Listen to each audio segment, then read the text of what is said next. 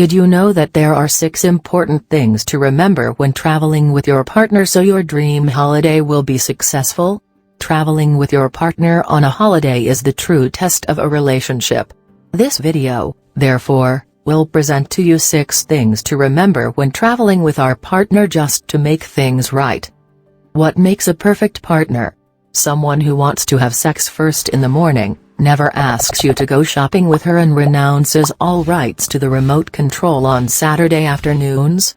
Maybe, but no relationship, no matter how erotically charged and compatible, is proven until your first holiday together.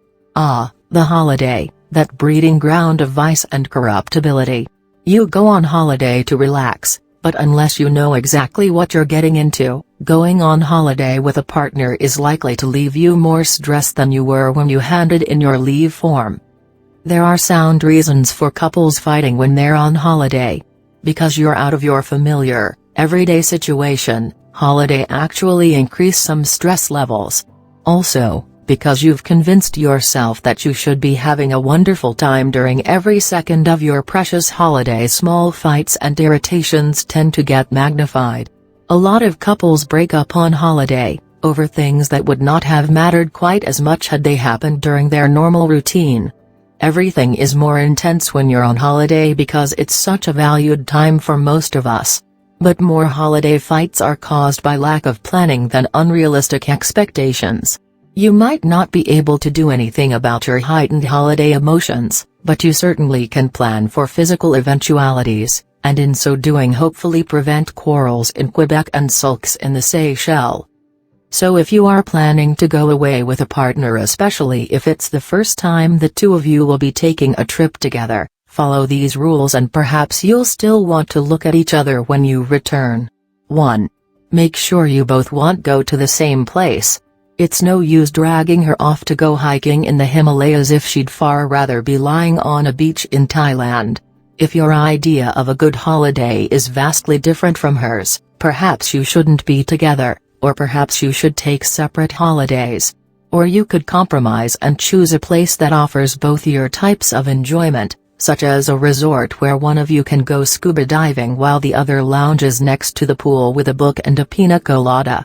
Of course, you might not know what her interests and idiosyncrasies actually are until you get there and find yourself shuffling from monument to monument to examine ancient fire shows, despite your longing to examine an affable pub. Holidays show us sides of our partners that we didn't even suspect existed. That's why it's important to discuss your ideal holiday before you book the hotel room. If you think she might be agreeing with your choice of destination only to please you, that's her problem, but give her a chance to voice her preferences. It is always more fun to do the things you love with a partner who loves the same things, but it's inevitable that there will be areas of common disinterest between you. Make it clear that you don't mind pursuing your quest for the tallest redwood on your own, and make sure she knows that you don't intend accompanying her on visits to Cambodian orphanages, unless you want to, of course. 2. Divide the money. Money and map navigation are the 2 most common causes of holiday tension. Money is perhaps more important because even if you're lost, you're still okay if you can afford a bed for the night. No matter how compatible you might be in other spheres, in every couple there is a partner who is the spender. This is increased 100-fold when on holiday. The one with the more careful nature will shy away from impulse purchases, while the other spontaneously lashes out on memorabilia that you don't need and that doesn't fit into your suitcase. Some couples try to prevent money fights by nominating one partner as holder of the resolve arguments by saying, "I'm the one in charge of the money and I say we can't have more than one ice cream a day" is only going to lead to acrimony. Even if one of you is financing the holiday, in fact, especially need to have access to your own money, or the power imbalance will lead to bitterness. Work out the budget for the entire trip. Say accommodation is paid for, work out how much you'll need each day for food, and if one of you wants to exceed that budget on a particular day, then economize the next day. Divide your spending money in 2 and share it. Then, if one of you blows their entire allowance on a 3-meter mahogany giraffe, It's only fair for the partner who still has money to dictate how it's spent. 3. No bagging the navigator. Democracy does not work when it comes to directions. Whether you've driving yourselves around or simply have to find taxis or stations in unfamiliar places, either draw lots or play roulette before you leave home to decide who will be in charge of navigation.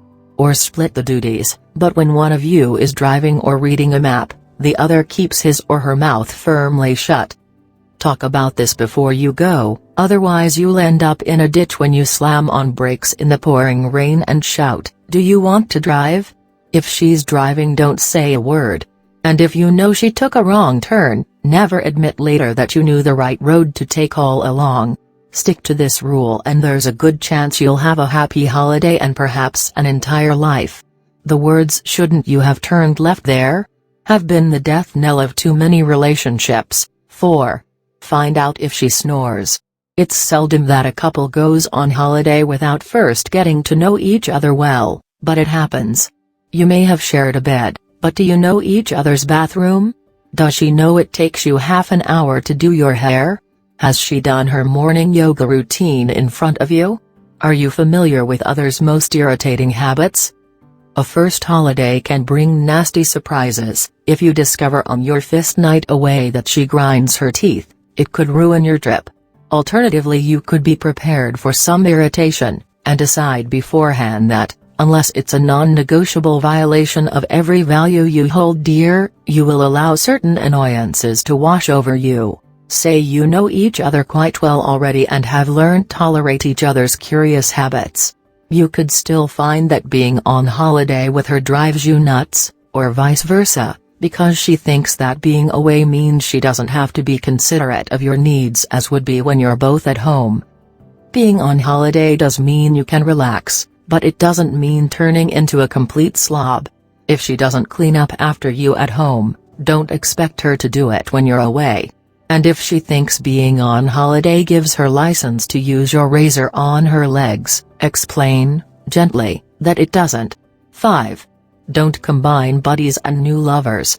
You have a friend with a pad in Manhattan who's been begging you to come and stay. Bring your new girlfriend, he says. You guys will have the best time here. No, you won't, not if you've never been away together before and you want to spend a lot of time catching up with your old buddy. They might like each other and get along fine, but a first-time holiday is about romance, and you're not going to get that when you're trying to divide your time and attention between a friend and a lover. Perhaps neither of you is the romantic type and you're both quite keen on the idea of going away with other people. If these are mutual friends, no problem, but going away to meet someone whom only one of you knows isn't a good idea. Don't do it if it's the first time the two of you will be spending time together. You might also discover when on holiday that one of you is more sociable than the other. She wants to invite those two couples you met on the train to join you for dinner. All you want to do is spend time alone with her. These are things you can't predict. All you can do is reasonably explain your desire to socialize, or your objections to talking to strangers, and try to reach a compromise. 6. If it all goes wrong, there is no way to guarantee that your first holiday together will be fight-free. But you can stop fights from turning your holiday into a nightmare. It may sound stilted, but if you can face up to it, talk about how you'll deal with fights before you go away. Make a pact that neither of you will storm out, even if it means spending 3 days in silence. There's nothing more mortifying than returning home alone. Having the staying power to see it through gives you time to get over fights. If all else fails, then remember to always keep your own passport and ticket. If she leaves with your documents, you're going to look an idiot in a foreign place. So, if you learned something new today, then give this video a like and share with a friend. Don't forget to subscribe so you will be notified on the next helpful video.